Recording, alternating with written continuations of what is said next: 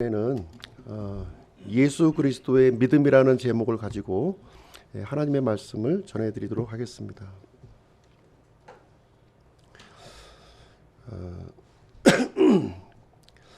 세상에서 말하는 믿음이 있고요. 또 성경에서 우리에게 가르쳐주고 있는 믿음이 있는데요. 이것을 좀 우리가 좀 분별하는 그런 시간이 되었으면 좋겠습니다. 또 성경에서도 이 믿음에 대해서 좀 우리가 혼란스러운 부분이 있는데요. 그리스도를 믿는 믿음이 있고요. 그리스도의 믿음이 있습니다. 이제 개역 성경은 사실 이제 이 믿음을 구분하지 않고 이렇게 사용하고 있는데, 우리 흠정역 성경은요, 그리스도를 믿는 믿음과 그리스도의 믿음을 이렇게 구분해서 기록을 해주고 있습니다. 하나님께서는 우리가 이제 그리스도를 믿는 믿음에서 그리스도의 믿음으로 이렇게 나아가는 것을 이제 원하고 있다 하는 것을 우리가 배울 수 있겠습니다. 오늘 그 진행될 순서는요, 빌리브와 페이스의 차이점에 대해서 말씀드리고요, 그리고 아브라함이 가졌던 믿음, 그리고 예수 그리스도의 믿음에 대해서 말씀을 드리겠습니다.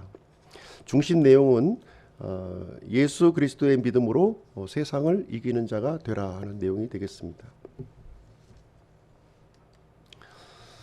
신약 성경을 보시면 그 의인은 믿음으로 살리라 하는 이제 구절이 세 번 등장해요. 세 번 등장합니다. 로마서 1장에 이제 한 번 나오고요.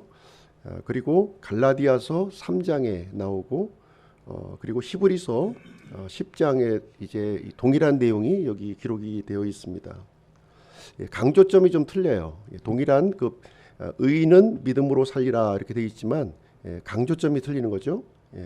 그래서 로마서에서는 무엇을 강조하고 있냐면 믿음을 강조하고 있는 거예요. 믿음. 이 믿음은 어떤 믿음이냐면 그리스도의 믿음입니다. 그리스도의 믿음을 강조하고 있는 거예요. 그래서 로마서는 그리스도의 믿음이 무엇인가 하는 것을 우리에게 가르쳐주고 있고요. 그 다음에 갈라디아서에 보시게 되면 무엇을 강조하고 있냐면 의인을 강조하고 있는 거예요. 의인이라고 하는 것이 뭐죠? 의인이라고 하는 것은 하나님께 받아들여지는 사람이에요. 하나님께 받아들여지는 사람이 어떤 사람인가 하는 것을 여기서 갈라디아서는 우리에게 설명을 해주고 있는 것이죠. 그다음에 히브리서도 이제 그 동일한 내용이 기록되어 있지만 히브리서의 강조점은 살리라의 강조점이 있는 거예요. 살리. 그래서 히브리서는요, 어떤 사람들이 기록되어 있냐면 믿음으로 사는 이야기가 기록되어 있는 거예요. 믿음으로 살았던 사람들의 이야기가 히브리서에서는 이제 기록이 되어 있습니다. 믿음의 정의를 한번 보시겠습니다. 믿음의 정의를 보시면 이제 히브리서 11장 1절에 이제 자세하게 우리에게 정의를 주고 있는 말씀인데요. 한편 믿음은 바라는 것들의 실체요, 보이지 않는 것들의 증거니, 이렇게 하고서 믿음의 정의를 내려주고 있습니다.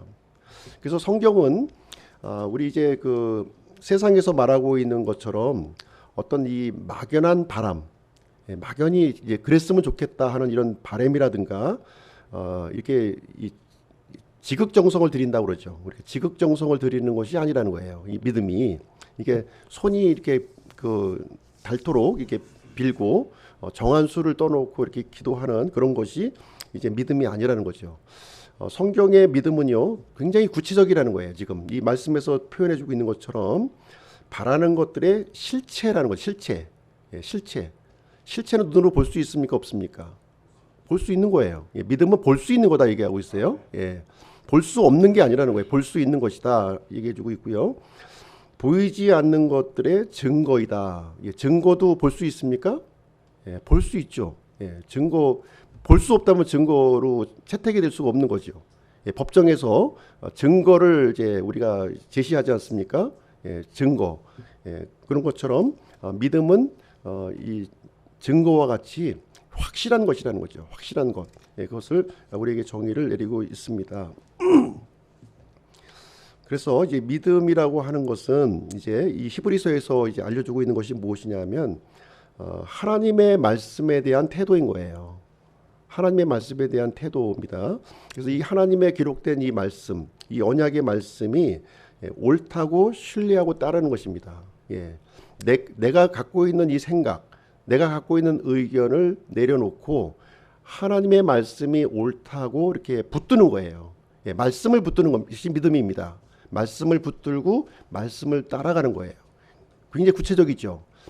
하나님께서는 이 하나님의 생각과 뜻을 이 성경책에 기록으로 남겨주셨어요. 예, 기록으로 남겨주셨고요.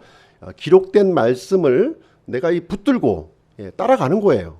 예, 이것만큼 확실한 실체가 어디 있고 이것만큼 확실한 증거가 어디 있습니까? 예, 믿음을 우리는 붙드는 겁니다. 그래서 이 성경에서 말하는 이 믿음은 막연하게 어떤 내가 잘 됐으면 좋겠다는 것이 아니라 하나님의 말씀이 옳은 것이고요. 예, 그 옳은 말씀을 내가 신뢰하고 붙들고 따라가는 겁니다. 내 것을 내려놓고 그것이 믿음이다. 이렇게 히브리서는 우리에게 알려주고 있습니다. 그럼 이 믿음의 그 원조를 한번 보실게요. 믿음의 원조. 모든 것에 보면 원조가 있죠. 예, 원조가 있고 짝퉁이 있는데 원조를 한번 보시겠습니다. 믿음의 원조는 뭐냐? 역시 히브리서 12장 2절에 나와 있습니다. 우리 믿음의 창시자요 또 완성자이신 예수님을 바라보자. 그래서 믿음의 원조가 누구시라고요? 예수님이라는 거예요. 예수님. 그래서 그 믿음의 창시자가라고 하는 것은 이제 영어로 author라고 되어 있어서 저자인 거예요. 저자. 예, 믿음을 이렇게 시작하셨고 믿음을 이렇게 만드신 분이 바로 이제 예수님이다 하고 있고요. 뿐만 아니라 이 완성자가 되신다는 거예요. 완성자. 예, 완성자. 성경에 보시면 많은 이 하나님의 언약의 말씀이 기록되어 있죠. 예, 많은 언약이 기록이 되어 있습니다. 그 언약을 시작하신 분이 누구라고요? 예수님이시고 그 언약을 성취하시고 완성하신 분이 바로 예수님이라는 거예요. 그래서 예수님은 믿음 덩어리인 거예요. 믿음 덩어리. 예, 처음부터 믿음, 나중도 믿음. 그 내용도 믿음. 모든 것이 믿음으로 이렇게 되어 있습니다. 그래서 예수님은 십자가에서 그 이 약속한 언약, 구약의 약속한 언약에 따라서 십자가에서 죽으셨고 부활하셨습니다. 그리고 지금은 어디에 계신가요? 하나님의 왕좌 오른편에 앉아 계신 거예요. 지금. 그래서 이제 우리는 기록된 말씀을 통해서 생명의 말씀이신 예수 그리스도를 우리가 소유하는 거예요. 소유했을 때 그 믿음을 성경에서 가르쳐준 그 믿음을 우리가 소유할 수가 있는 것입니다. 그럼 우리가 이제 첫 번째로 우리가 살펴볼 것은 이제 빌리브와 페이스의 차이점에 대해서 이제 좀 말씀을 드리도록 하겠습니다. 로마서 10장 17절. 그러므로 믿음은 들음에 의해 오며 들음은 하나님의 말씀에 의해 오느니라. 이렇게 기록되어 있습니다. 성경에서 이 믿음, 이제 페이스죠. 페이스라고 하는 것은 이 그리스도의 믿음을 얘기해주고 있는 거예요. 예수 그리스도의 믿음을 우리에게 이제 알려주고 있습니다. 여기서 얘기하고 있는 이 믿음은 우리가 이제 믿고 있는 이 믿음을 얘기하고 있는 것이 아니라 사람들이 갖고 있는 보편적인 믿음이 있죠. 예, 우리가 올라오실 때 엘리베이터 타셨을 거 아니에요. 엘리베이터가 끊어질 것이 의심이 된다면 탔을까요? 예, 아무도 안 타셨을 거예요. 아마 걸어서 올라오셨을 겁니다. 그런데 이 엘리베이터가 끊어지지 않고 나를 6층까지 이렇게 데려올 것이다 하는 믿음이 있기 때문에 이제 엘리베이터를 타고 올라오시는 거죠. 이제 그런 의미에서 우리가 의자에 앉아 있는 것도 마찬가지예요. 내가 의자에 앉았을 때 내가 부서져 가지고 척추를 다칠 것 같다는 생각이 있다면 앉을 사람 있겠습니까? 앉을 사람 없어요. 그 믿음이 있는 거죠. 그 보편적인 믿음이 있어요. 근데 로마서에서 얘기하는 이 믿음은 우리가 갖고 있는 보편적인 믿음을 얘기하고 있는 게 아니에요. 예, 그리스도의 믿음을 여기서 이제 우리에게 알려주고 있습니다. 그래서 이 그리스도의 믿음은 어디서 생기느냐? 우리 내부에서 생성되는 것이 아니라는 거죠. 우리 안에서 우리가 이렇게 어떤 것을 신뢰하고 어떤 걸 이제 그 믿고 하는 그런 것들이 있지 않습니까? 우리 마음속에 그것이 아니라는 거예요. 그것이 아니라 외부에서 들어온다는 거죠. 외부에서 이렇게 들어오는 믿음을 지금 여기서 말씀해주고 있습니다. 그래서 이 그리스도의 믿음의 출처는 어디냐면 하나님의 말씀으로부터 온다는 거예요. 예, 우리가 하나님의 말씀을 우리가 읽고 또 공부하고 이렇게 또 이제 묵상하고 그러지 않습니까? 예, 그 말씀으로부터 이 출처가 이제 믿음이 우리 안으로 이제 들어오는 것인데 그것이 바로 그리스도의 믿음이라는 거예요. 우리가 갖고 있는 보편적인 믿음하고는 다른 거죠. 다른 겁니다. 그리고 이 그리스도의 믿음은 어떤 내가 경험한 이런 그 체험, 어떤 이론 이런 것으로 이제 오는 것이 아니라 우리의 귀를 통해서 들어온다는 거예요. 귀를 통해서 눈으로 보고서 이렇게 얻어지는 것이 아니라 귀를 통해서 들어온다는 것입니다. 그래서 내가 하나님의 말씀을 이렇게 그 관심을 갖고요. 내가 그 말씀대로 살려고 하는 사람들, 그런 사람들에게 믿음이 들어오는 거예요. 예. 그냥 건성으로 그냥 뭐 이렇게 녹음기처럼 쭉 읽었을 때 믿음이 들어오는 게 아니에요. 예. 그냥 또 목사님의 설교를 막 틀어놓고 이렇게 듣는다고 믿음이 들어오는 게 아니라는 것이죠. 예. 하나님의 말씀으로부터 오는데요. 이 하나님의 말씀에 대해서 내가 관심을 갖고 그 말씀대로 내가 살려고 하는 사람에게 믿음을 주는 거예요. 믿음이. 예. 그냥 막 믿음이 막 그 말씀만 읽으면 막 이렇게 자동으로 들어오는 것이 아니라는 거죠. 예. 출처를 여기서 얘기해 주고 있습니다. 출처를. 그리고 예수 그리스도를 믿는 믿음을 한번 좀 보겠습니다. 예수 그리스도를 믿는 믿음. 사도행전 16장 31절에 보시면 그들이 이르되 주 예수 그리스도를 믿으라. 그러면 내가 구원을 받고 내 집이 받으리라. 이렇게 기록되어 있죠. 이 내용은 우리가 좀 잘 알고 계신 내용인데 사도 바울이 2차 전도 여행을 갔을 때 빌립보에 방문한 거죠. 예, 빌립보에 방문해서 이제 복음을 전하다가 이제 감옥에 이제 갇히게 되었습니다. 예, 갇히게 되었어요. 그때 이제 그 바울과 실라는 갇혀 있음에도 불구하고 하나님께 감사하고 찬송을 드렸습니다. 그때 엄청난 이제 기적이 일어났는데요. 모든 옥문이 다 열린 거예요. 땅이 진동하고. 예. 그래서 이제 간수가 죄수들이 다 이렇게 탈옥했나 보다 생각을 하고 자결을 하려고 했던 거죠. 예. 그랬을 때 사도 바울이 이제 안심시키는 내용이 나옵니다. 우리는 다 도망가지 않았다. 그대로 남아 있다.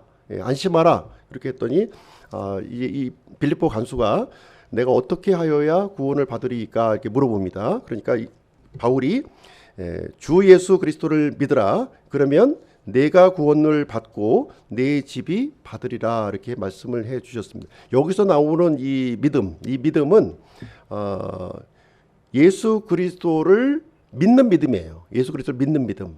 무슨 얘기냐면 우리가 갖고 있는 보편적인 믿음 있죠. 보편적인 믿음을 가지고 사용을 해서 예수님을 그리스도로 받아들이는 믿음이라는 거예요. 이 믿음은. 그리스도를 선택하는 믿음, 그것을 얘기해주고 있습니다. 그래서 이제 영어 표현을 보시게 되면 이 believe라고 하는 이 동사는요 항상 전치사와 함께 움직여요. believe on 아니면 believe in 해서 이 전치사와 함께 이렇게 움직입니다. 무슨 얘기냐면 우리가 갖고 있는 보편적인 믿음에는요 대상이 있다는 거예요. 대상이 중요하다는 거죠. 대상. 무엇을 믿느냐가 중요한 거예요. 우리가 갖고 있는 이 믿음에는 어떤 것을 믿느냐 하는 것이 중요합니다. 우리가 사기꾼을 믿으면 어떻게 됩니까? 사기꾼을 믿으면 속는 거예요. 속는 겁니다. 그런 것처럼 올바른 분, 예수 그리스도를 믿으면 구원을 받는 겁니다. 그러나 거짓 그리스도를 믿으면 우리는 멸망을 당하는 거예요. 그래서 이 보편적인 믿음을 가지고 이게 올바르게 이렇게 사용하면 구원을 받는다는 거예요. 이것을 여기서 설명을 해주고 있습니다. 그런데 이 믿음은 내가 빌리브 한다 이렇게 했을 때에는 이것이 좀 이제 완전한 믿음은 아니고요. 불완전한 거예요. 이렇게 불완전합니다. 그러니까 좀 환경과 상황에 따라서 변할 수가 있는 거죠. 내가 아침에는 확실하게 내가 믿습니다 했는데 저녁에는 그 확실한 믿음이 흔들릴 수가 있는 거죠. 그렇죠? 지금 현재는 내가 확실한 믿음을 가졌지만 미래에는 좀 흔들리는 믿음을 가질 수가 있습니다. 빌리브는 이제 그런 특성을 이제 가지고 있습니다. 그 빌리브와 이제 페이스 차이점을 한번 보도록 할게요.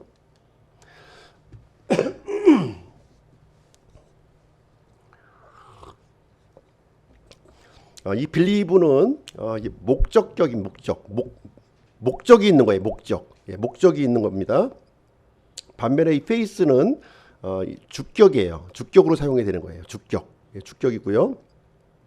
빌리브는 이 보편적인 믿음, 하나님께서 우리에게 부여해 주신 우리 마음속에 있는 이 보편적인 믿음을 이제 얘기합니다. 그리고 페이스는 이 예수님의 믿음을 얘기하는 거예요. 예수님의 믿음, 그 자체를 얘기하고 있습니다. 이런 식입니다. 예를 들면 우리가 자동차를 보시면 이제 시동을 걸죠. 시동을 걸게 되면 시동 모터가 가동이 되는 거예요. 시동 모터. 그 다음에 시동 모터가 이제 주 엔진을 돌리게 되죠. 그 다음부터는 시동 모터가 돌아갑니까? 안 돌아갑니까? 돌아가지가 않아요. 그때부터 어떻게 가야 돼요? 주 엔진으로 가는 거죠. 그때는 뭐 100km, 200km 이제 밟는 대로 막 나가는 거예요. 근데 그 시동 모터 가지고서 100km, 200km 갈 수 있나요? 절대로 가지 못하죠. 그건 이제 시동 거는 용도로만 있는 거예요. 시동 거는 용도로. 그래서 빌리브가 바로 이제 그런 것이라는 겁니다. 그런 용도로 사용이 되는 것입니다. 그래서 빌리브는 바르게 사용을 하셔야 돼요. 바르게, 올바르게. 그릇되게 사용하면은 잘못된 믿음으로 빠질 수가 있습니다. 그러나 바르게 사용하면 이렇게 빌립보 간소처럼 구원을 받을 수 있다고 하는 사실입니다. 그리고 페이스 예수님의 믿음은 무엇이냐? 예수님의 믿음은 하나님의 의를 이루는 거예요. 하나님의 이 의를 이루어주는 거예요. 이 하나님께 받아들여지는 것이고요. 또 이 하나님의 이 속한 것들을 소유할 수 있도록 해주는 그런 이제 소중한 역할을 해주게 됩니다. 그래서 빌리브라는 것을 통해서 우리는 믿음을 소유할 수가 있는 거예요. 믿음을 빌리브 자체가 이제 우리에게 그 어떤 그 힘을 주는 건 아니죠. 힘을 주는 의의를 주는 건 아니에요. 그런데 빌리브를 올바르게 사용하게 되면 우리가 페이스를 얻을 수가 있는 것이고요. 이 유익한 것들을 우리가 받을 수 있다는 거예요. 그렇죠? 반면에 페이스는 믿음으로 이렇게 살아가는 거예요. 이렇게 마치 우리 자동차의 주 엔진이 이렇게 막 주행하는 것처럼 그런 살아가는 역할을 하는 것이 바로 페이스라고 하는 것입니다.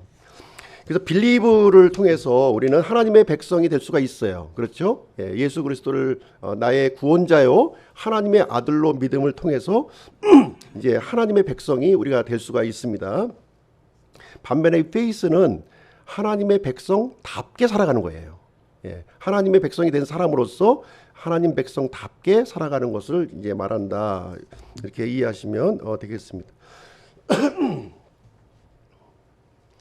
그러면 그리스도를 믿는 믿음, 그리스도의 믿음, 요 차이점을 한번 좀 보겠습니다. 이 그리스도를 믿는 믿음이라고 하는 것은 나로부터 출발한 거예요. 그렇죠? 내가 믿겠다고 이렇게 이제 의지를 발동한 거죠. 의지를 발동한 거예요. 근데 이 의지는 수시로 이렇게 좀 바뀔 수가 있다는 거예요. 수시로 바뀔 수가 있어요. 그래서 이 빌리브라고 하는 것은 한계점이 있는데 구원이 목적입니다. 구원이 목적. 이 빌리브를 하면서 구원에 이르지 못하는 사람들이 대부분이고요. 아무리 잘해봐야 이 빌리브를 아무리 잘해봐야 이 구원까지만 이루는 거예요. 구원까지만 이렇게 왜냐하면 이제 믿음을 소유할 수가 있으니까 빌리브를 통해서 믿음을 소유할 수 있으니까 구원까지만 그 한계점을 이제 갖고 있는 것입니다. 반면에 그리스도의 믿음은 뭐냐? 이제 우리가 복음을 듣고요, 이제 하나님의 의를 갈망하는 마음으로 이제 복음을 들었어요. 그래서 이 복음을 우리 마음의 중심에 이제 모셔드린 겁니다. 그때 이제 페이스가 우리 마음 속에 주장하고 있는 거죠. 주장하고 있는 거예요. 그래서 이 페이스는 이 구원이 목적이 아니라 이미 구원받은 사람들이 그리스도인답게 살아가는 거, 그리스도인답게 살아가고 그리스도의 지체로서 이렇게 살아가는 거예요.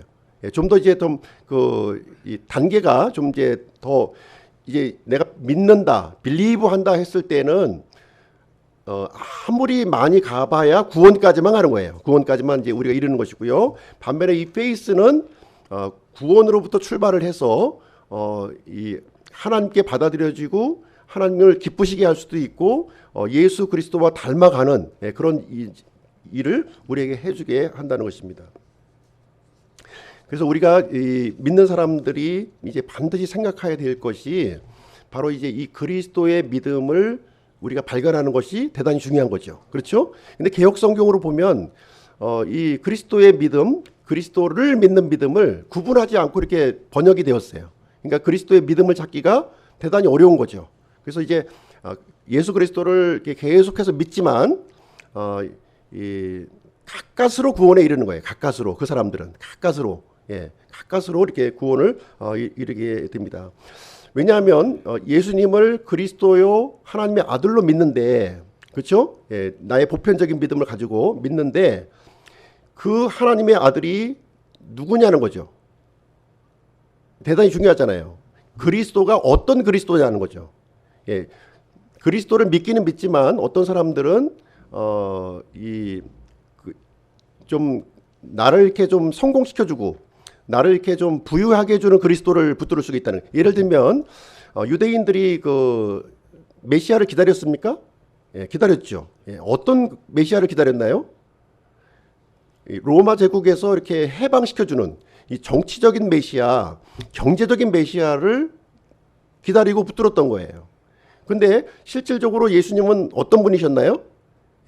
로마 제국에서 해방자도 아니었고 경제적인 어떤 그런 유익을 주는 메시아가 아니었다는 거죠.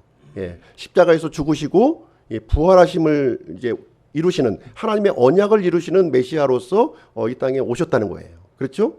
그래서 우리가 이제 예수 그리스도를 믿는 믿음을 발휘하는 건 좋은데 이제 올바르게 하면 이제 빌립보 간수처럼 구원을 받을 수는 있어요. 그러나 그 메시아가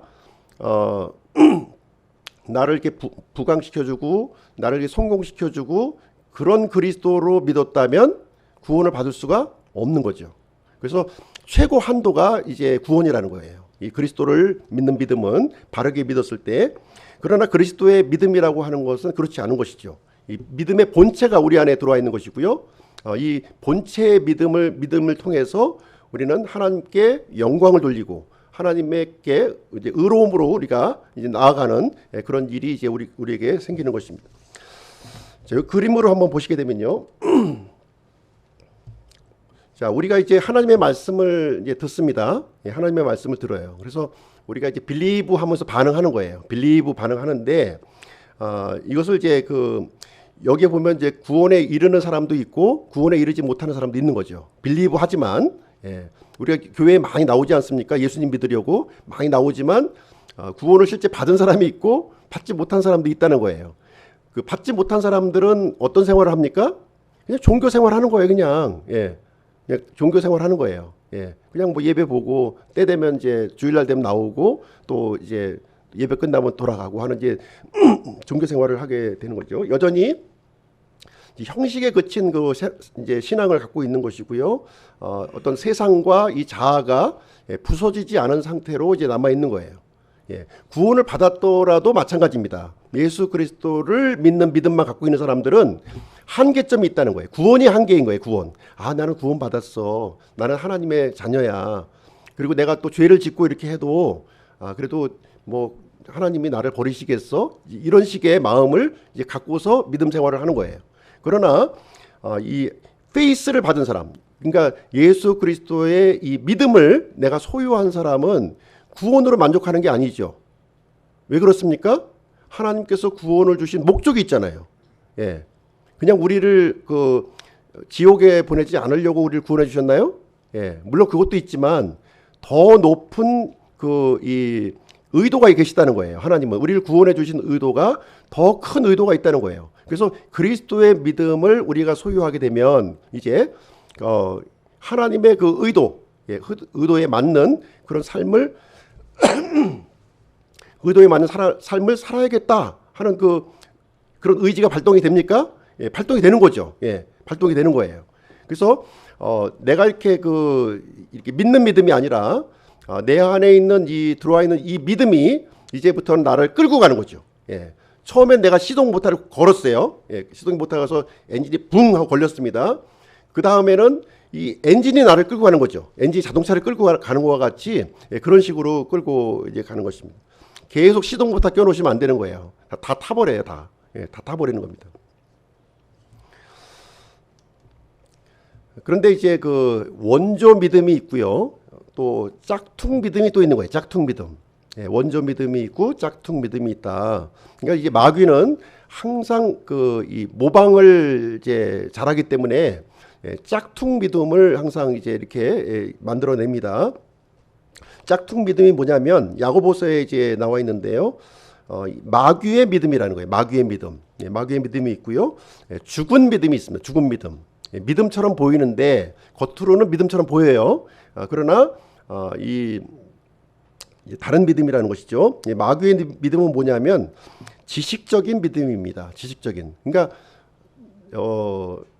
자신이 말씀을 따라서 살려고 이렇게 그 믿는 것이 아니라 그냥 어떤 지적인 충족을 위해서 이 말씀을 취하는 사람들이 있는 거예요.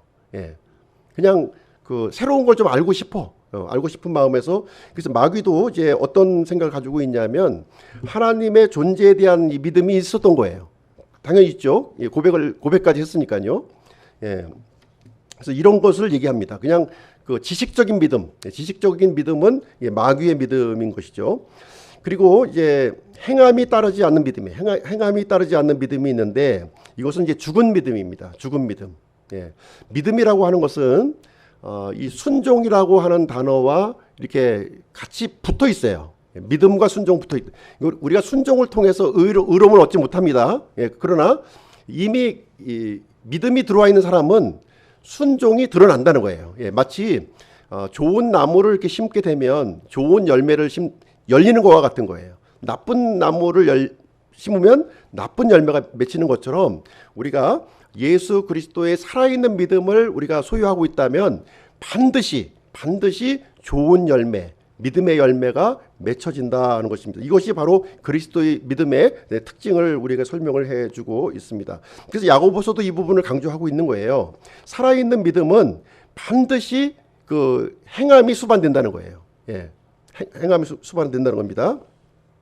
그리고 생각과 감정과 의지의 변화가 일어난다는 거예요. 근데 죽은 믿음은 이 변화가 없는 거죠. 이 변화가 없는 거예요.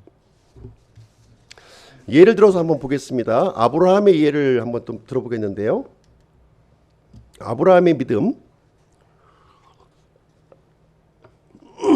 아브라함이 이제 믿음의 조상이죠. 믿음의 조상입니다. 유대인의 조상이기도 하지만 우리 그리스도인의 조상이기도 합니다. 창세기 12장 4절에 보시게 되면 아브라함이 이제 갈대아 우르에 이제 거주하고 있었는데요. 이에 아브라함이 주께서 전에 자기에게 말씀하신 대로 떠났고 롯도 그와 함께 갔으며 아브라함이 하란을 떠날 때 그는 75세였더라. 아브라함이 갈대아 우르를 떠나서 이제 가나안 땅으로 이제 들어왔는데요. 그 들어오게 된 동기가 뭐라고요? 하나님의 말씀에 있었다는 거예요. 내가 한번 좀 가나안으로 한번 가봐야 되겠다.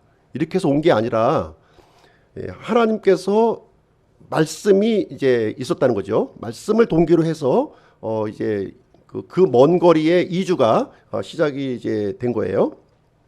그래서 이 아브라함은 어떤 얘기를 이제 하나님으로부터 들었냐면 큰 민족을 이제 되게 하겠다. 이름을 크게 해주겠다. 복의 통로로 삼아주겠다 하는 이 약속의 말씀을 주셨고요. 그래서 이 아브라함은 하나님의 말씀에 따라서 움직인 거예요. 움직였습니다.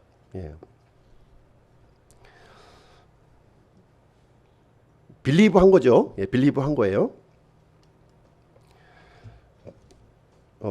창세기 15장 4절 말씀에 보시게 되면 한 10년 정도 지났습니다. 75세 때 아브라함이 이제 가나안 땅에 들어와서 10년이 경과한 시점이에요. 10년이 경과한 시점인데 여기 보시면 하나님께서 보라 주의 말씀이 그에게 임하여 이르시되 이 사람은 내 상속자가 아니요 오직 내 뱃속에서 나올 자가 내 상속자가 되리라.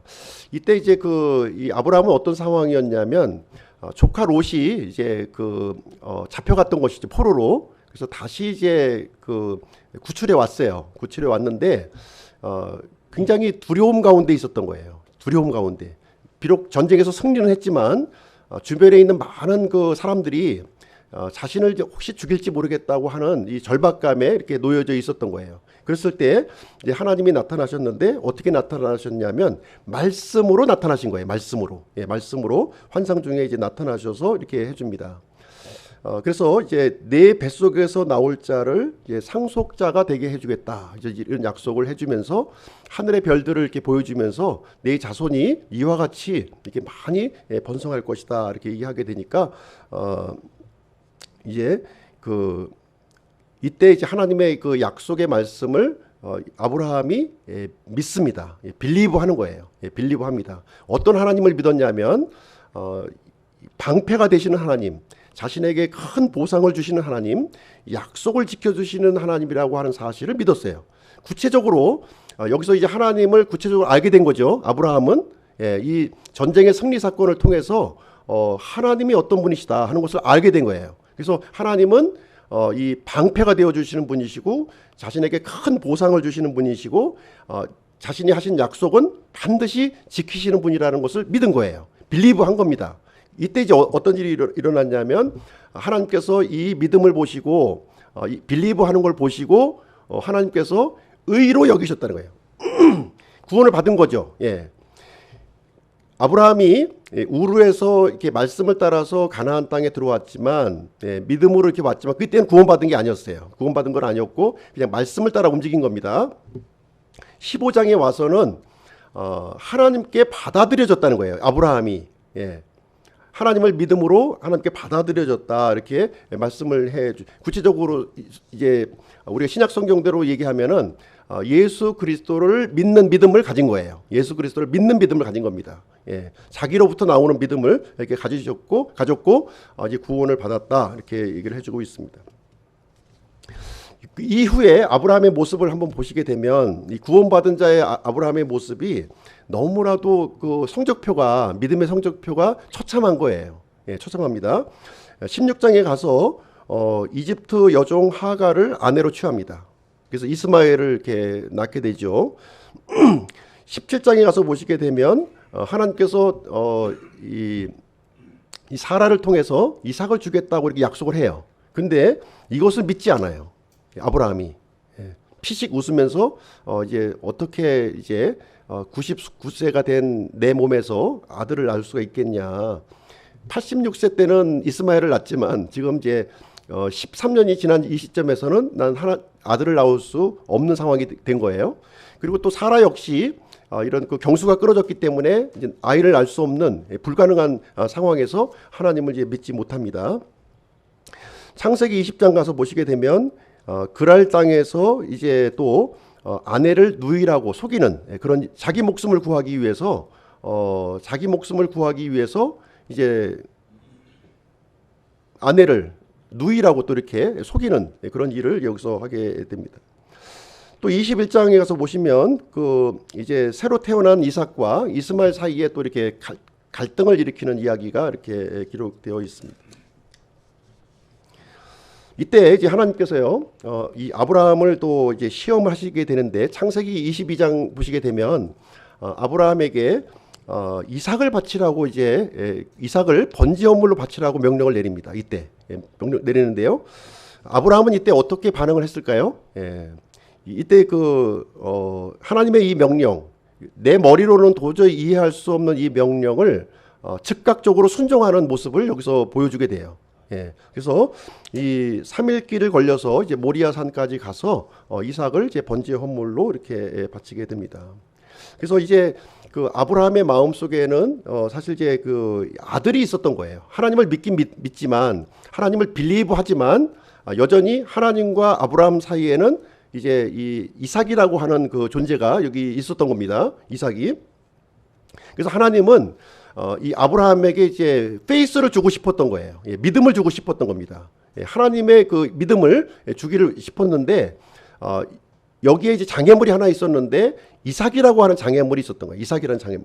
그래서 이삭을 번제 헌물로 이제 바치라고 이제 명령을 하게 됩니다. 이때 이제 아브라함이 이제 그 번제 헌물로 이제 드리게 됨으로 말미암아 이제 이렇게 얘기합니다. 네 사랑하는 독자 이 이삭을 이제 바침으로 하나님을 이제 사랑하는 것을 이제 알게 되었다 하는 이제 표현을 여기서 하게 되고요. 근데 이때 이제 비로소 이제 아브라함은 하나님을 믿는 믿음에서 이제 하나님의 믿음을 소유하는 그런 그 아주 그 상황을 우리에게 설명을 해주고 있습니다. 그래서 이제 아브라함이 우리의 믿음의 조상이 되게 해주신 거예요. 그래서 갈라디아서 3장 7절 보시게 되면 그래서 그러므로 너희는 믿음에 속한 자들 바로 그들이 아브라함의 자손인 줄 알라 이렇게 하고 있습니다. 그래서 이 아브라함은요 이 그 믿음의 조상이 된 겁니다. 믿음의 조상. 그러니까 이 그리스도의 믿음을 소유한 그 조상이 되었다. 그 본을 이제 보여주었다고 하는 것을 여기 아브라함의 예를 통해서 우리에게 알려주고 있습니다. 그래서 처음에 아브라함은 어떻게 시작했어요? 하나님을 빌리브하면서 시작을 한 거예요. 빌리브해서 하나님을 구원자로 이렇게 받아들이게 되었고, 그 다음에 이삭 번제 사건을 통해서 이 하나님의 믿음을 이렇게 소유하는 그런 것으로 이제 도달하게 되어서 이제 아브라함이 여러 가지 인간적인 실수도 하고 이렇게 잘못도 저질렀지만 그럼에도 불구하고 이 믿음의 조상이 되었다고 우리에게 알려주고 있는 내용이 되겠습니다. 자, 그러면 이제 그리스도의 믿음에 대해서 한번 좀 말씀을 드리도록 하겠습니다. 오늘 본문 말씀인데요. 에베소서 2장 8절부터 10절까지인데 그리스도의 믿음의 특징 세 가지를 말씀드리겠습니다. 그리스도의 믿음은 하나님의 선물이다. 그리스도의 믿음은 예수 그리스도의 공로이다. 그리스도의 믿음은 예수 그리스도의 주되심이다 하는 순서로 이제 말씀을 드리도록 하겠습니다. 첫 번째 그리스도의 믿음이라고 하는 것은 하나님의 선물로 주어지는 거예요. 이 그리스도의 믿음은요, 내가 열심히 이렇게 노력해서 열심히 종교 생활을 해서 교회에 열심히 나와서 얻어지는 것이 아니라 하나님께서 이렇게 주시는 선물이라는 거예요. 선물로 주어지는 것이다. 그래서 에베소서 2장 8절 말씀을 보시게 되면 너희가 믿음을 통해 은혜로 구원을 받았나니 그것은 너희 자신에게서 나는 것이 아니요 하나님의 선물이니라. 여기 보시게 되면 그것은이라고 하는 것이 있어요. 그것은 이 앞에 이제 믿음, 은혜, 구원 이 세 가지 중에 하나를 받는 말이겠죠. 그렇죠? 예. 그럼 세 가지 중에 무엇이냐는 거예요. 세 가지 중에 이 영어로 이제 표현을 보시면 이제 좀 이해가 분명한데요. 구원은 아니에요. 구원은 왜냐하면 구원은 동사로 되어 있기 때문에 동사로 되어 있기 때문에 이제 대명사로 받을 수가 없는 것이죠. 그러면 믿음 아니면 은혜인 거예요. 믿음 아니면 은혜.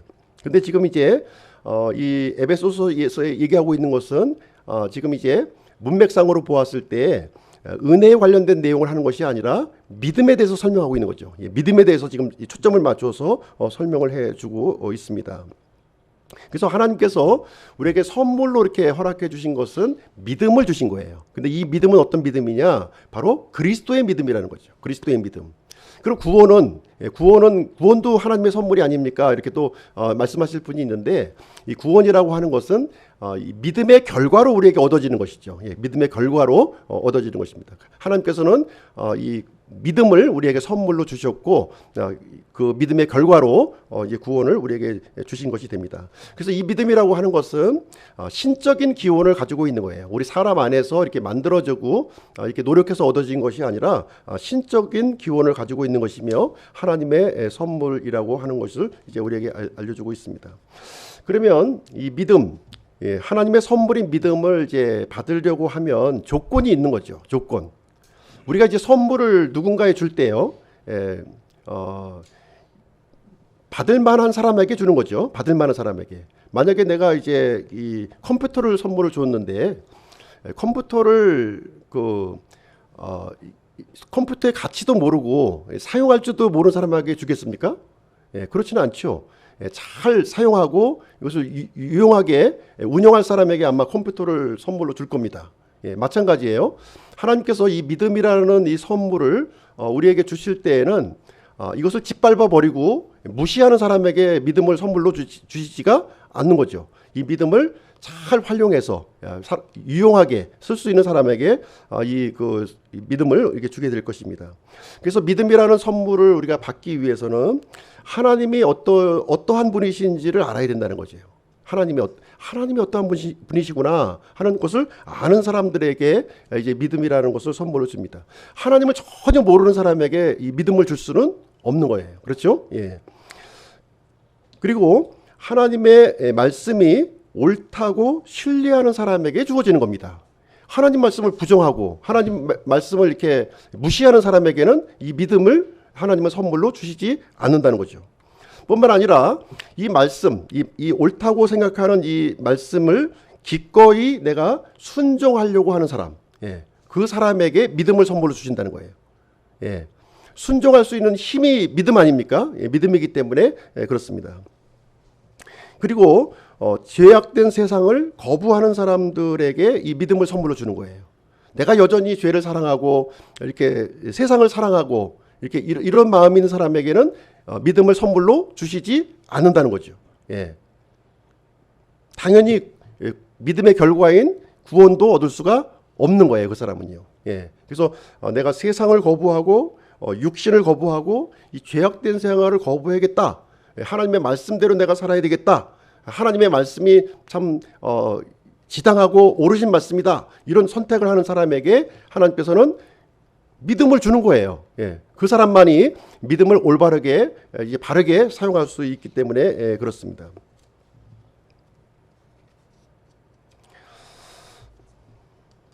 자, 두 번째는요. 이 그리스도의 믿음의 특징 두 번째는 그리스도의 공로로 주어지는 거예요. 공로로 하나님의 선물이며 동시에 그리스도의 공로로 주어지는 것입니다. 9절 말씀인데요. 행위에서 난 것이 아니니 이것은 아무도 자랑하지 못하게 하려 함이라. 그래서 행위에서 난 것이 아니라는 거죠. 사람의 어떤 행위나 노력이 통해서 이루어진 것이 아니라 아무도 자랑하지 못한다. 무슨 얘기냐면 이 믿음이라고 하는 것은 그리스도의 행위의 결과라는 거예요. 그리스도의 행위의 결과를 통해서 우리에게 이 믿음의 본체가 실체가 우리에게 주어졌다는 것입니다. 그래서 믿음에 관한 한 자랑할 것이 없어요. 어떤 사람을 보면서 참 믿음이 참 너무 좋다 이렇게 칭찬할 이유가 없다는 거예요. 그 믿음은 하나님의 선물이고 그리스도의 공로를 통해서 이렇게 주어진 것이기 때문에 그러합니다. 그러면 이 도표를 통해서 한번 보겠습니다. believe와 faith 이제 말씀해주고 있는데요. 이 believe라고 하는 것은 우리가 갖고 있는 보편적인 믿음이에요. 하나님께서 주신 이 보편적인 믿음을 이제 올바르게 사용하면 올바르게 사용한다고 하는 것은 무엇입니까? 예수님이 그리스도시요 하나님의 사실이라고 하는 사실을 내가 이제 믿고 받아들이는 거예요. 올바르게 사용한 거죠. 그럼 구원을 받는 겁니다. 구원이 이제 딱 이제 믿음이 들어오게 되는 것이고요. 구원이 확정이 되는 것입니다. 그게 이제 빌리브의 그 한계점인 거예요. 거기까지예요. 내가 빌리브 한다고 하는 것은 나의 믿음은 거기까지가 한계가 되는 것이죠. 그 다음에 예수 그리스도의 믿음이 우리 안에 들어오면서 이제 나를 이끌고 가는 거죠. 이제 그 다음부터는. 그 다음 내가 자꾸 이끌려고 할 때는 이제 자꾸 이 장애물에 걸리는 거예요. 장애물에 한계점에 봉착하는 겁니다. 그 다음부터는 믿음으로 이제 살아가는 거예요. 믿음으로. 누구의 믿음으로요? 나의 믿음이 아니라 그리스도의 믿음으로 이제 살아가는 법을 우리가 이제 배워야 하는 것입니다. 그래서 우리가 교회에 나와서 이렇게 말씀을 듣고 배우고 하는 이유가 뭐냐면 계속해서 나의 믿음으로 살아가려고 하게 되면 어려워지는 거예요. 힘들어지는 거예요. 본인도.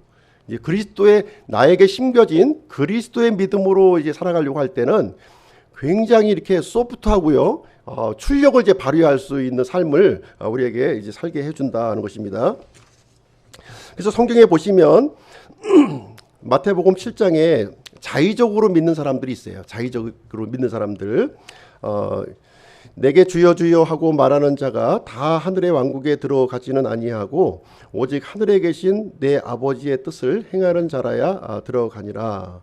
그래서 우리가 이 믿음이라고 하는 것은 이렇게 그 하나님의 말씀, 하나님의 뜻과 이게 일치된 거.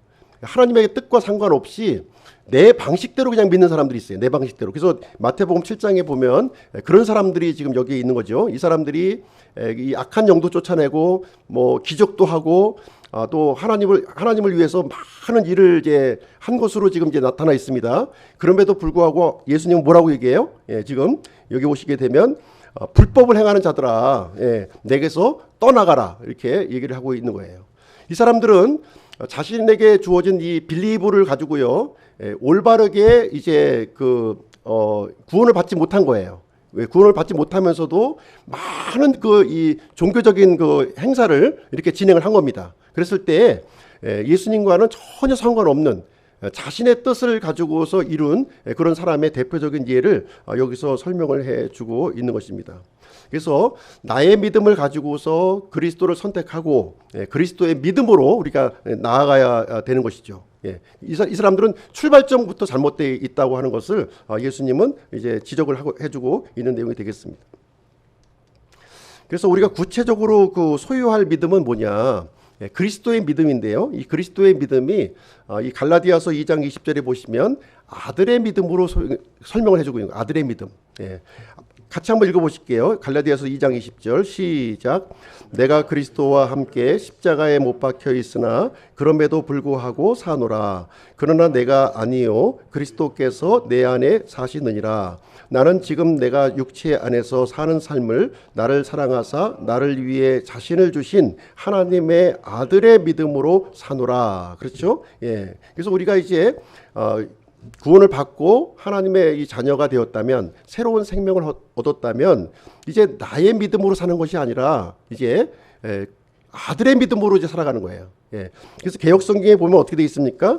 하나님의 아들을 믿는 믿음으로 산다고 그러잖아요. 하나님의 아들을 믿는 믿음. 그러나 우리 이제 마제스티에는 하나님의 아들의 믿음인 거예요. 아들의 믿음. 그 아들의 믿음으로 살아가는 거지.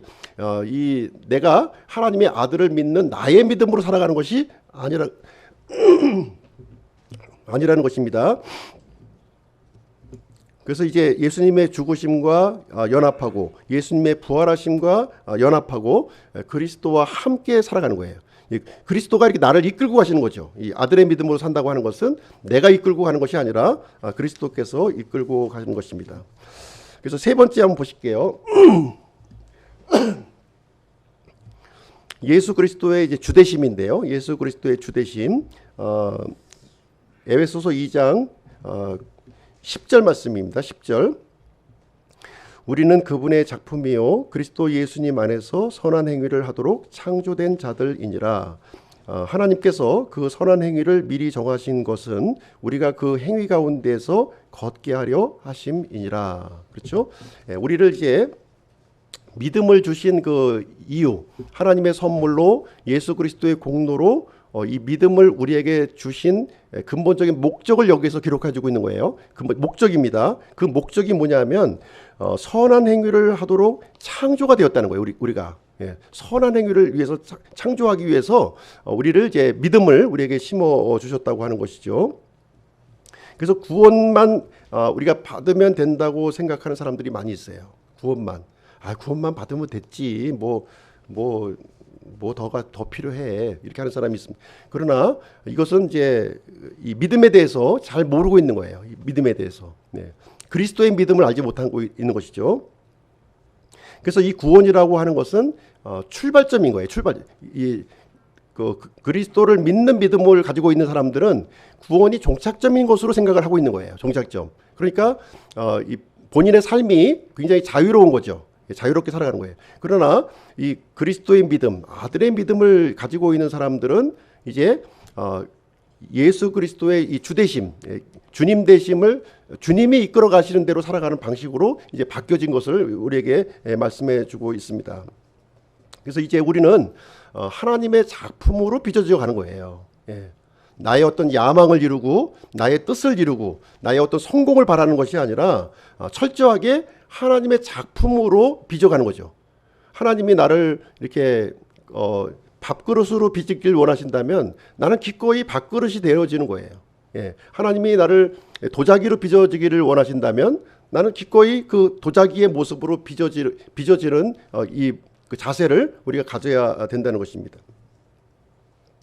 저는 예전에 이제 예수님을 믿고 나서 이렇게 우리 믿는 사람들이 참 이렇게 그 성공해야 된다는 생각을 가졌어요. 이렇게 그 스포츠계에서도 스타가 되고 또 음악계에서도 스타가 되고 또 학문계에서도 스타가 되고 또 여러 분야에서 아주 뛰어난 그런 그 인재가 되어야 된다고 생각을 했습니다.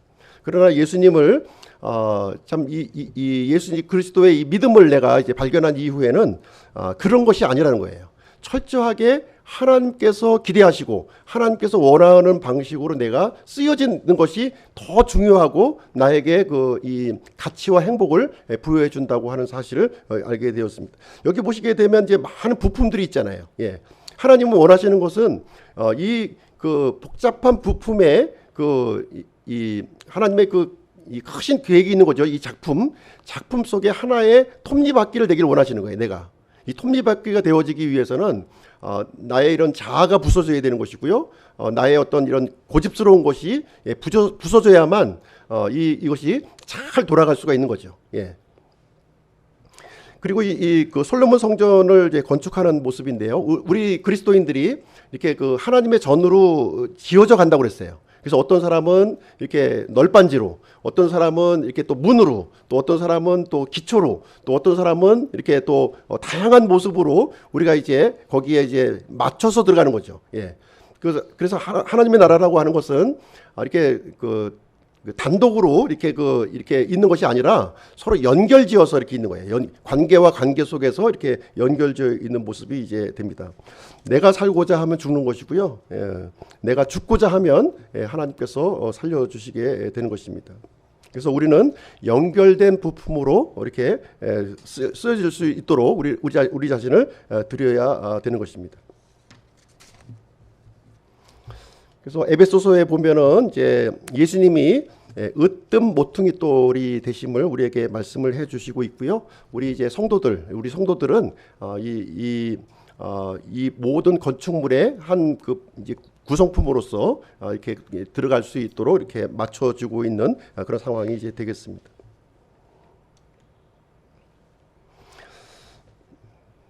그래서 예수님이 이제 우리의 주님이 되신다는 거예요. 이것을 인정하기가 굉장히 어려워요. 우리가 예수님을 믿었어도 여전히 우리가 이제 우리 자신이 주인이 되고 싶어 하는 거죠. 우리 자신이 내가 주도해서 이 가정도 이렇게 이끌고, 내가 주도해서 사업장도 이끌고, 내가 주도해서 이 자녀도 이끌고 하는 이런 내가 중심이 되려고 하는 이런 마음이 이제 많이 있는데요. 예수님이 나의 주님이 되심을 이제 인정하는 것이 바로 그리스도의 믿음인 거예요. 그래서 예수님이 그 모습을 보여주셨죠. 예, 하나님과 동일한 분이셨지만 자신이 사람의 몸으로 이렇게 내려오셨고 십자가에 죽으시기까지 자신을 낮추신 모습을 이제 보여주셨어요. 왜 그렇습니까? 예, 하나님의 영광을 위해서 그렇게 한 거예요. 하나님의 뜻을 이루기 위해서. 이제 우리도 예수 그리스도의 믿음을 가졌다면 예수님과 같이 나 자신의 모습을 낮추고 비우고 또 종의 모습으로 이렇게 살아가는 결단이 이제 필요하다는 것입니다. 오직 예수님만이 나의 주인이시요 으뜸이 되신다는 고백이 있어야 될 줄로 생각을 합니다. 잠언 14장 12절에 보시면 어떤 길은 사람이 보기에 오르나 그것의 끝은 사망의 길들이니라 하고 있습니다.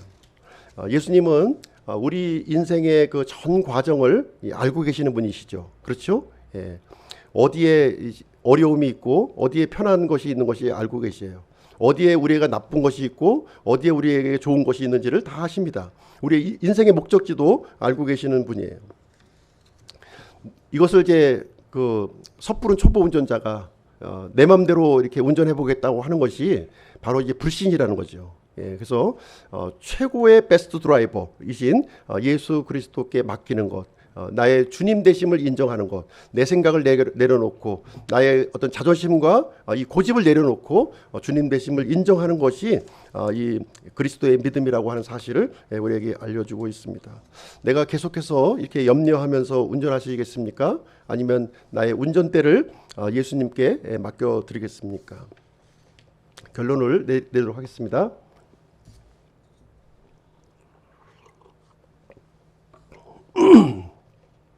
에베소서 4장 13절 같이 한번 읽어보시죠. 시작. 이로써 마침내 우리가 다 믿음과 하나님의 아들을 아는 일에서 하나가 되어 완전한 사람에 도달하며 그리스도의 충만하심에 장성한 분량에까지 이르리니. 그래서 우리가 이제 이 예수님의 장성한 이 믿음, 장성한 분량에 이제 이르기 위해서 어떻게 해야 되느냐 하는 것을 우리에게 알려주고 있는데요. 그것이 무엇이냐면 하나님의 아들을 아는 것과 또 이 믿음을 이렇게 일치시키라는 거예요. 이 믿음과 하나님을 이렇게 아는 지식과 이 믿음을 하나로 연합시키라는 것을 얘기해주고 있습니다. 그래서 우리가 하나님의 아들을 이렇게 알면서 지식으로만 그치시면 안 돼요. 지식으로 이것이 믿음이 돼야 되는 거예요. 이 믿음이 되어서 이 믿음이 이제 나타나도록 이렇게 열매로 드러나도록 해야 된다고 하는 것입니다. 무조건 믿습니다 하는 것도 아니에요. 무조건 믿습니다 하는 것이 아니라 하나님의 아들이 어떠한 분이신 것을 우리가 안다면 그 믿음이 우리 마음속에 지배하도록 이제 해야 되는 것입니다. 그래서 이 그리스도의 믿음을 가진 사람들이 세상을 이기는 그 믿음을 가지고 있는 것입니다. 여전히 이제 나의 믿음으로만 머물러 있는 사람들은요, 계속 흔들리는 거예요. 좋은 상황에서는 내가 잘 믿는 것처럼 보이고 또 어렵고 힘든 상황이 되면은 내 믿음을 이렇게 후퇴시키는 모습을 보이지만 그리스도의 믿음을 가지고 있는 사람은 어떤 환경이 있든지 오히려 더 힘들고 어려운 환경이 올수록 더 강한 믿음으로 예수 그리스도의 믿음으로 도전하고 극복하는 그런 삶의 자세를 우리가 이제 갖게 되는 것입니다. 그래서 하나님께서는요, 이 빌리브 하는 것으로 그치길 원하는 게 아니에요. 그리스도의 믿음을 소유하고 이기는 자가 되기를 주님은 원하고 계시다는 것입니다. 그리스도의 믿음을 소유하시는 우리 기쁨 침례교회 성도님들이 되시기를 주님의 이름으로